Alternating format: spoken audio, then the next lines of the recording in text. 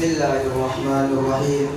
Assalamualaikum warahmatullahi wabarakatuh. Waalaikumsalam warahmatullahi wabarakatuh. Al-mukarramun wal muhtaramun, sadat al-asatidz wal ustadzat, al-alim wal ulama, al-masyayikh wa masyayikhul masyayikh, wa ma'asyiral muslimin rahimakumullah. Alhamdulillahilladzi asra bi'abdihi laylan minal masjidil haram ilal masjidil aqsa alladzi barakna hawlahu linuriyahu min ayatina innahu huwas samiul basir. Asyhadu an la ilaha illallah wahdahu la syarika lah wa asyhadu anna sayyidana Muhammadan abduhu wa rasuluh la nabiyya ba'da. Amma ba'du. Wal mi'raju wa su'uduhu sallallahu alaihi wasallam ila al-alamil ulwi wa fihi furidatus salawatil khams wa fi sabihatil lailatil isra' 'allamahu Jibril as-salah wa awqataha. Syukran, hadza minni. Assalamualaikum warahmatullahi wabarakatuh. Assalamualaikum warahmatullahi wabarakatuh. Waalaikumsalam. Dear brother and sister in Islam, tonight together to commemorate one of the most significant in the life of our beloved Prophet Muhammad Sallallahu Alaihi Wasallam is the Isra and Mi'raj. This miraculous journey, which took the place on 27 of Rajab, it's a testament to the Prophet's excellence and reminder of the greatness of Allah's power. As we all know, the Prophet was in Makkah, surrounded by the enemies of Islam. But Allah, in His infinite wisdom, decided to take His beloved Prophet on a journey that would change the course of history. The Prophet Muhammad was taken from Masjidil Haram in Makkah to Masjidil Aqsa in Jerusalem, a distance of 400 miles in the middle of the night. The journey, known as the Isra, was a physical and spiritual that demonstrated the Prophet's ability and to transcend to the boundaries of space and time. But the journey didn't end at that. From Jerusalem, the Prophet was taken on the miraculous ascent through the seven of heavens, where he met at the prophets of the past, including Prophet Ibrahim, Prophet Musa, and Prophet Isa. During this journey, the Prophet received from Allah revelation, including 5 daily prayers, which are now a fundamental part of Islamic practice. The Isra Mi'raj is a powerful reminder to the Prophet as a royal messenger of Allah. And the greatness of Allah's power is a testament to the bravery, humility, and devotion to Allah. As we commemorate the miracles of Allah, let's reflect on the journey and lesson it teaches us. And also to strive to follow in the footsteps of the Prophet Muhammad Sallallahu Alaihi Wasallam, who has a shining example of compassion, justice, and mercy. Hadirin yang dimuliakan Allah, hari ini kita memperingati sejarah besar dalam agama Islam, yaitu Isra Mi'raj. Peristiwa ini juga diabadikan dalam firman Allah Subhanahu wa ta'ala dalam Quran surah Al-Isra ayat 1 yang berbunyi, Bismillahirrahmanirrahim. Subhanallazi asra bi abdihi laylan minal masjidil haram ilal masjidil aqsa alladzi barakna hawlahu linuriyahu min ayatina innahu huwas samiul basir. Yang artinya, Maha Suci Allah yang telah memperjalankan hambanya Nabi Muhammad Sallallahu Alaihi Wasallam pada malam hari dari Masjidil Haram ke Masjidil Aqsa yang telah kami berkati kelilingnya, agar kami perlihatkan kepadanya tanda-tanda kebesaran kami, dan sesungguhnya Ia Maha mendengar lagi Maha melihat. Isra Mi'raj adalah perjalanan Nabi Muhammad Sallallahu Alaihi Wasallam dari Masjidil Haram di Mekah ke Masjidil Aqsa di Palestina. Beliau naik ke langit untuk bertemu langsung dengan Allah Subhanahu Wa Taala. Dalam perjalanan, beliau menerima perintah sholat 5 waktu yang menjadi kewajiban seluruh umat Islam. Banyak hikmah diperjalankannya Rasulullah Shallallahu Alaihi Wasallam menuju Sidratil Muntaha untuk bertemu langsung dengan Allah Subhanahu Wa Taala. Salah satunya adalah hikmah sholat yang menjadi jalur para hambanya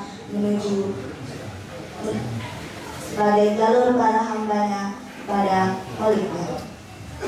Sholat adalah penenang jiwa, bukan hanya bagi yang sakit, tapi bagi jiwa yang sehat, sehingga merasakan keindahan dan kemanisan iman.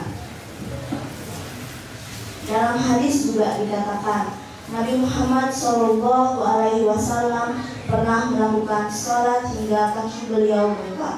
Lalu dikatakan kepadanya, "Kenapa engkau membebani dirimu? Padahal dosamu yang telah lalu dan yang akan datang telah diampuni oleh Allah Subhanahu Wa Taala."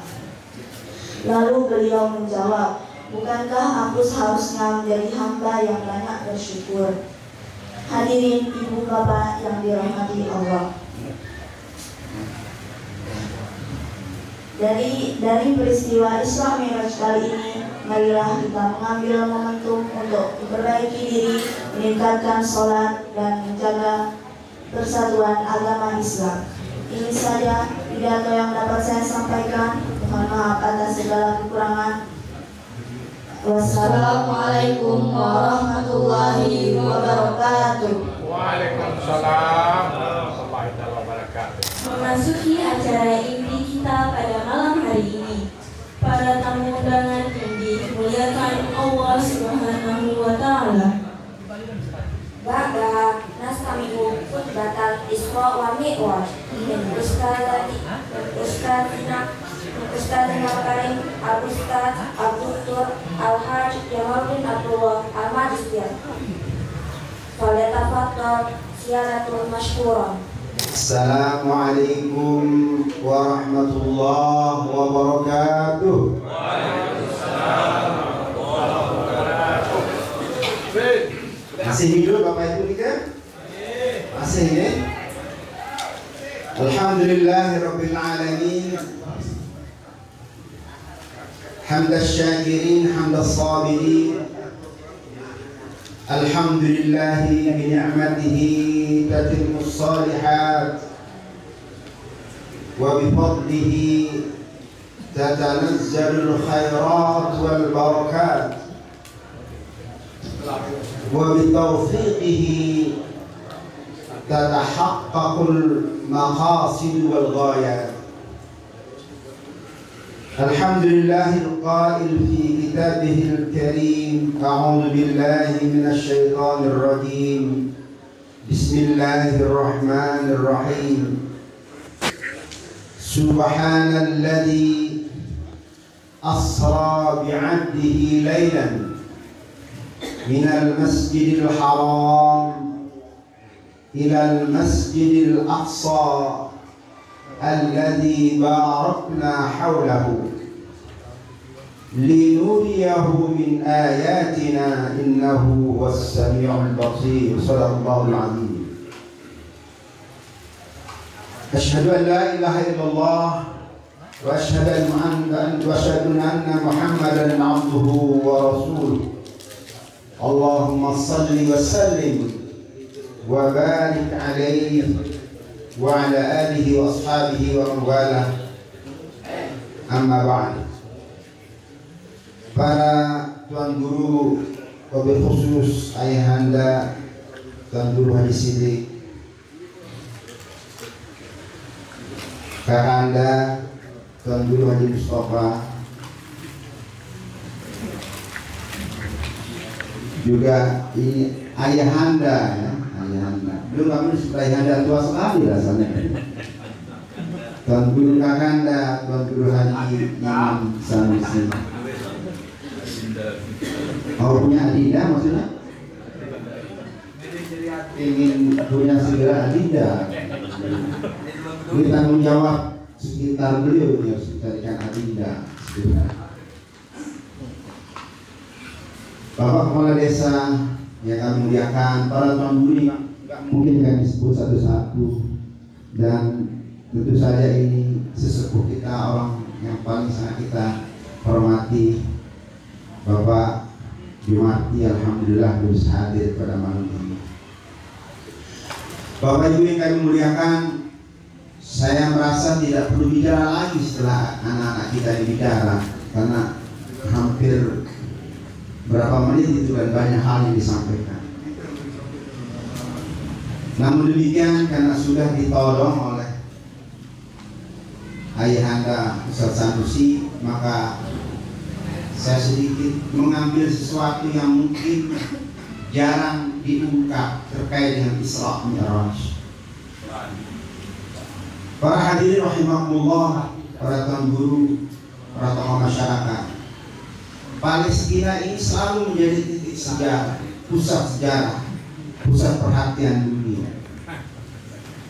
Dan dalam Islam satu perintah paling utama, yaitu sholat, dikaitkan dengan Palestina, letaknya dari Baitul Maqdis yang hari ini sedang bergejolak juga. Dulu sekali Palestina itu juga pernah bergejolak dan dikuasai oleh penguasa namanya Jalut Mamalik, seorang pasukan raksasa yang menguasai Palestina dan mengambil semua kekayaan, membunuh banyak anak-anak, ibu-ibu, sehingga orang-orang Bani Israel saat itu meminta kepada nabinya untuk diutus seorang raja. Ib'athni malikan nuqatil fi sabilillah. Wahai nabi, coba utuslah seorang nabi, seorang malik, agar kami bisa berperang bersamanya. Maka para hadirin, permintaan ini dipenuhi. Diutuslah seorang raja namanya Talut. Talut ini berasal dari keturunan Nabi juga sebenarnya, tetapi dari keturunan Yakub, Bani Israel yang gak pernah muncul salah seorang pun sebagai pembuka masyarakat. Dia bukan garis keturunan para nabi, tetapi orang-orang biasa, dan itu keturunan dari Binjamin. Talut ini adalah putusan atau keturunan dari Benyamin yang tidak ada cerita menjadi tokoh masyarakat, tetapi kemudian Allah istofahu, memilihnya sebagai malik untuk menggerakkan Bani Israel melawan pasukan raksasa Jalut. Nah, para hadirin yang kami muliakan, Talut ini seorang raja yang luar biasa, yang Allah kemudian jelaskan, wazadahu bastatan fil ilmi wal jism. Ketika orang-orang Bani Israel menolak beliau sebagai raja, kenapa nggak kami turun kami yang lebih pantas dan terbiasa?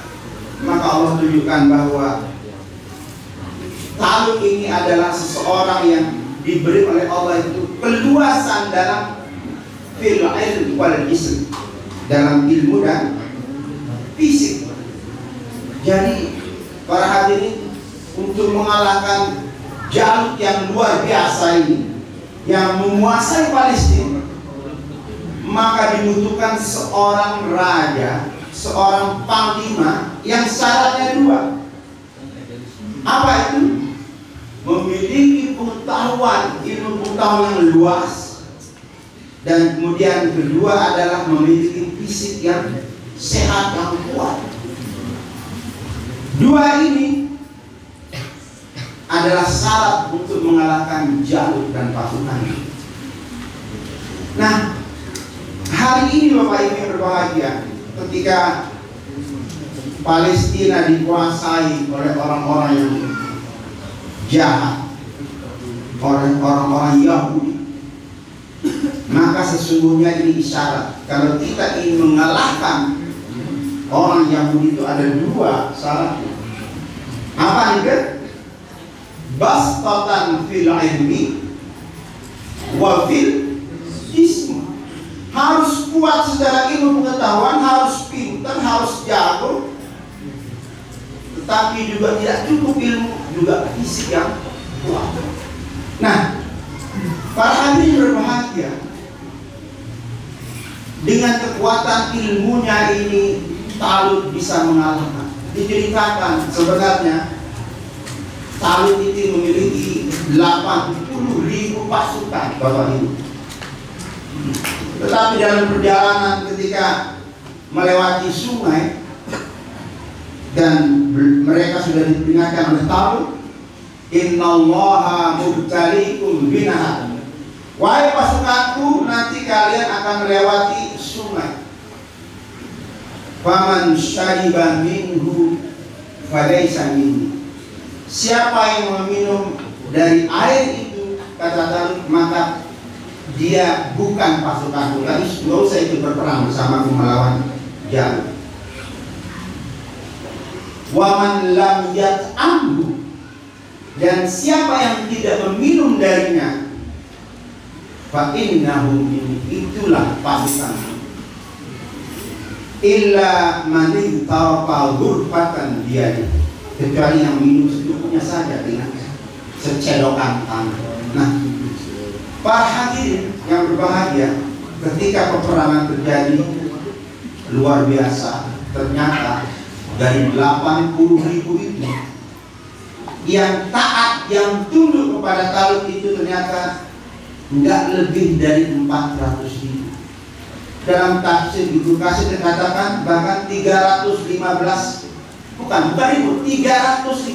orang pasukan yang tadinya 80.000, katanya itu 76.000 minum air melawan, tidak taat kepada Talut.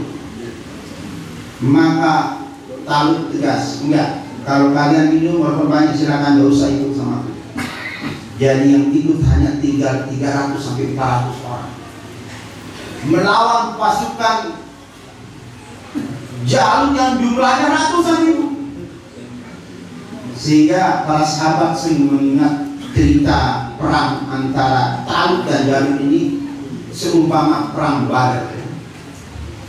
Kenapa? Karena alhamdulillah Bapak Ibu, Jalut memenangi peperangan.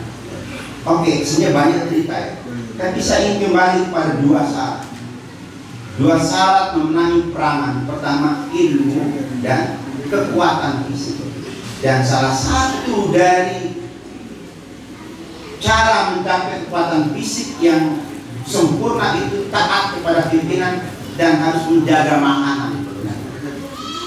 Nah, pada hari ini berbahagia kalau kita lihat Isra Mi'raj ini penuh dengan cerita ilmu pengetahuan. Maka kata-katanya subhanalladzi asra bi 'abdihi lailan minal masjidil haram.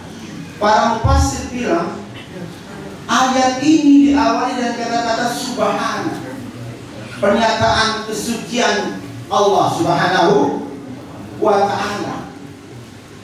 Apa artinya ini?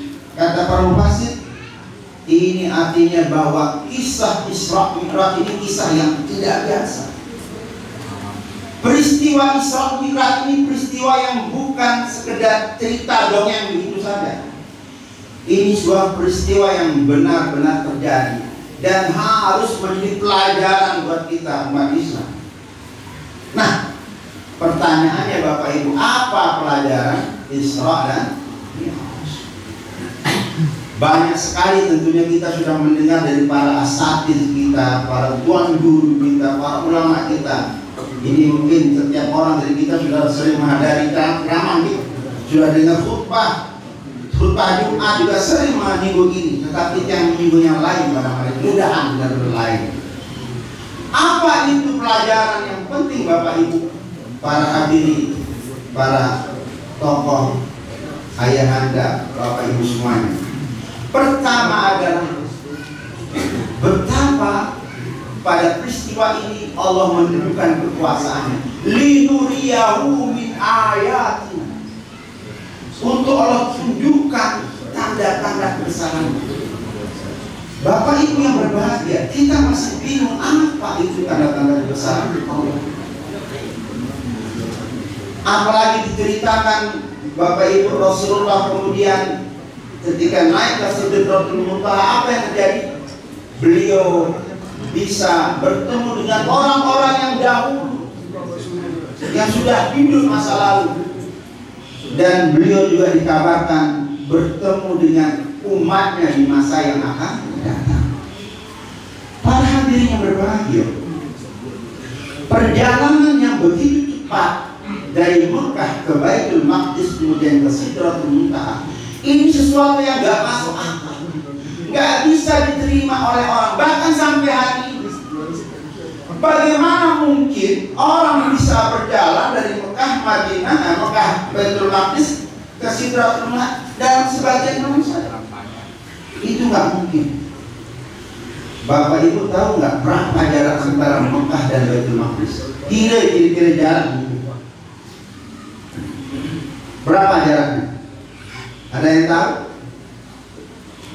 Jaraknya itu persis sama antara jarak Jakarta dan Lombok, 1230 km. Dan saat itu ketika peristiwa Isra Mi'raj ini terjadi Bapak Ibu, satu-satunya kendaraan adalah unta. Dan kalau orang mau berjalan dari Mekah ke Baitul Maqdis butuh waktu 40 hari 40 malam. Ada bahkan 30 hari 30, tergantung kecepatan, tergantung cuaca. Tapi katakanlah sekitar 1 bulan orang berjalan dari Mekah baru bisa sampai ke Baitul Maqdis. Ini tiba-tiba ada orang ngaku bisa sampai, nggak sampai 1 malam, sebagian malam saja. Pagi-pagi sudah memberitahu, semalam aku sudah berjalan.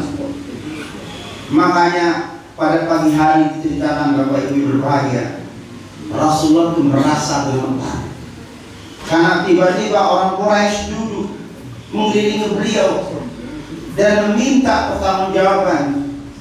Ini kesempatan kita, karena Nabi Muhammad sudah diincar dari lama waktu, dari sebelum-sebelumnya. Kapan kita bisa jatuhkan Nabi Muhammad ini? Maka ketika peristiwa Isra Mi'raj ini Bapak Ibu, ini kesempatan kita menjatuhkan Nabi Muhammad. Maka apa yang terjadi? Rasulullah didatangi.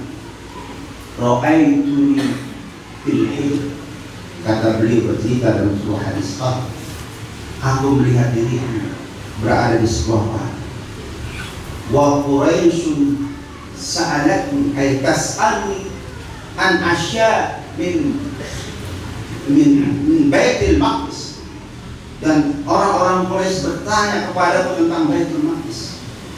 Dan saat itu kata Rasulullah, aku terguncang, aku takut banget, karena ini apa? Saya nggak mungkin bisa menjawab, karena orang Quraisy bertanya detail bagaimana macam-macam dari Baitul Maqdis, sementara beliau hanya satu dan nggak sampai 1 malam. Maka apa yang terjadi Bapak Ibu?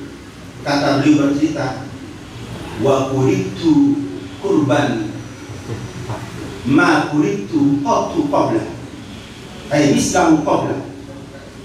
Aku gemetar dengan gemetar yang tidak pernah aku rasakan sebelumnya. Maka saat-saat semacam itu, seperti itu para hadirin, apa yang terjadi?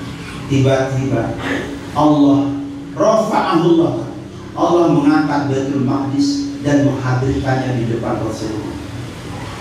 Maka kata Rasulullah, semua pertanyaan orang Quraisy bisa aku jawab saat itu juga. Apapun itu mesti apa semua dijawab. Sehingga percayalah orang-orang Quraisy. Walaupun sebagian juga tetap tidak percaya, tidak mengingkari kerasulan beliau.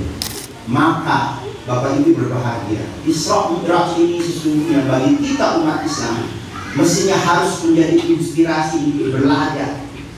Kalau Anda ingin menguasai dunia ini, ingin membuat musuh-musuh Islam itu tunduk dan takut, maka kita harus belajar ilmu pengetahuan. Kita harus perdalam itu. Karena inilah yang menjadi syarat yang Allah sampaikan kepada Jalut. Talut kalau kalian, kalau Talut ingin mengalahkan Jalut, apa? Pengetahuan. Basqatan bil ilmi wal jism. Ilmunya baik, kemudian alhamdulillah hari ini kita melihat anak-anak kita di Dasar Negeri ini banyak yang belajar kemana-mana, jadi ahli ini, ahli itu. Harapannya nanti anak-anak kita di Dasar Negeri atau di Lombok ini, Lombok Barat ini, memunculkan generasi-generasi yang basqatan bil ilmi wa jism, yang kuat secara pengetahuan, kuat juga secara, dan dengan begitu dia akan bisa mengalahkan orang-orang yang berbuat zalim. Wabil khusus Bapak Ibu, kemarin saya menghadiri Isra Mi'raj, dibacakan puisi. Isi puisinya adalah kesedihan tentang nasib teman-teman kita di Palestina. Bagus sekali puisinya, banyak yang menangis. Tiang juga mau menangis, mengingat apa yang terjadi dengan teman-teman kita di Palestina. Tapi saya bilang begini, satu hal yang hanya bisa ini merubah sejarah, saya bilang, kalau kita bisa merubah itu dengan tangan. Man ra'a minkum munkaran falyughayyir biyadihi.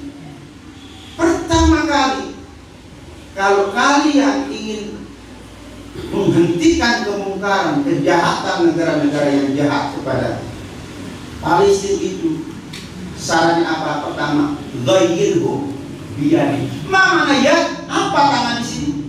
Para ulama sepakat ini kekuasaan. Dan hari ini Bapak Ibu yang berbagi, kekuasaan itu maknanya saya dan menurut.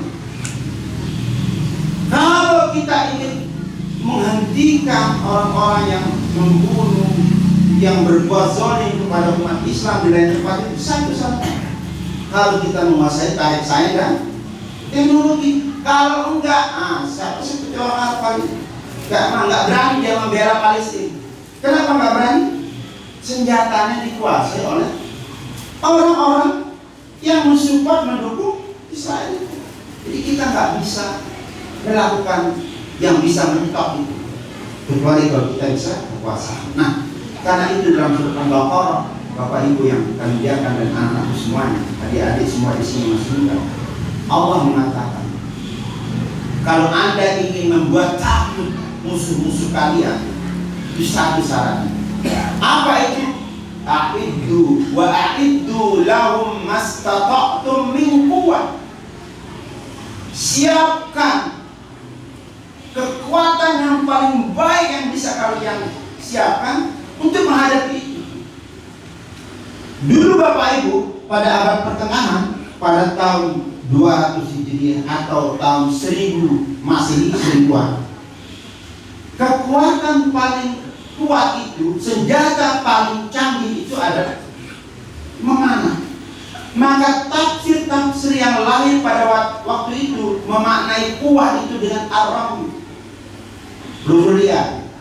Paling sederhana jalan lain. Kalau kita buka jalan lain sekarang, wa'iddu lahum mastata'tum min quwwah, artinya apa?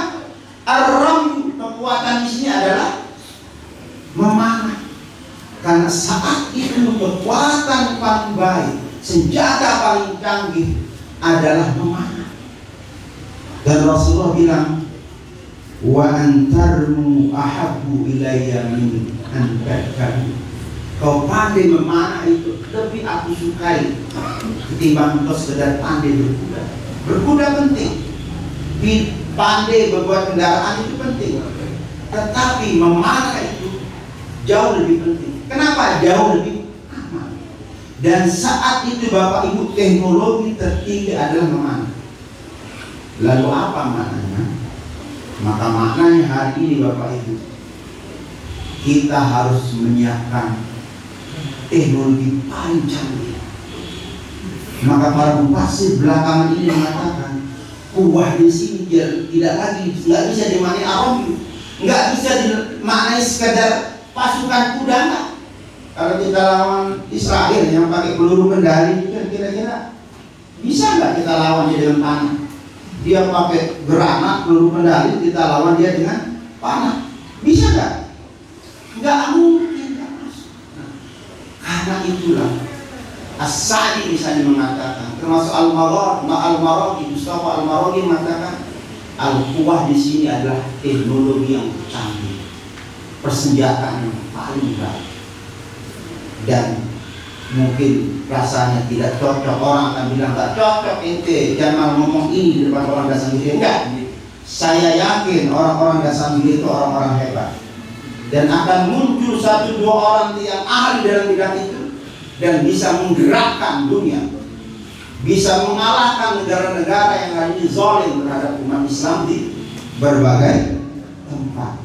Maka peringatan Isra Mi'raj malam ini saya ingin membawa, saya ingin mengingatkan para hadirin untuk satu kisah penting, yaitu terkait dengan pengetahuan, kekuatan, kecepatan cahaya. Karena hanya dengan kecepatan itulah kita bisa menguasai banyak hal. Dengan teknologi yang luar biasa, kita akan menguasai dunia ini dan bisa umat Islam turhibuna bihi aduwakum. Dengan kekuatan itu kalian akan membuat takut musuh-musuh kalian. Nah, Pak Hadirin rahimahullah, saya kira itu yang dapat saya sampaikan pada malam ini. Kalau yang lain-lain sudah sering mendapatkan, tadi adik-adik sudah memberitahu banyak hal untuk kita pikirkan bersama. Tetapi sekali lagi yang hanya ingin mengingatkan ini yang jarang kita ingat dan selalu kita abaikan, betapa umat ini harus bangkit. Dia harus siap Isra, berjalan tertatih-tatih untuk kemudian Mi'raj, naik ke angkasa dan menjadi sebuah bangsa yang benar-benar bisa ta'muruna bil ma'ruf, yang bisa mencegah kemungkaran. Jangan bayangkan kemungkaran itu sekadar orang-orang mabuk-mabukan. Iya, itu juga kita cegah. Tapi mungkar itu juga tadi kejahatan yang dilakukan oleh banyak orang-orang yang berkuasa secara ekonomi, teknologi. Nah, kewajiban kita lihat suatu hari nanti bangsa Indonesia, pemuda Dasamiri muncul sebagai ilmuwan-ilmuwan yang mengangkat derajat umat Islam dan bisa membuat kader, membuat gentar orang-orang yang hari ini berbuat zalim kepada umat ini. Hada minni wal 'afwu minkum. Wabillahi taufiq wal hidayah wal inayah. Wassalamualaikum warahmatullahi wabarakatuh.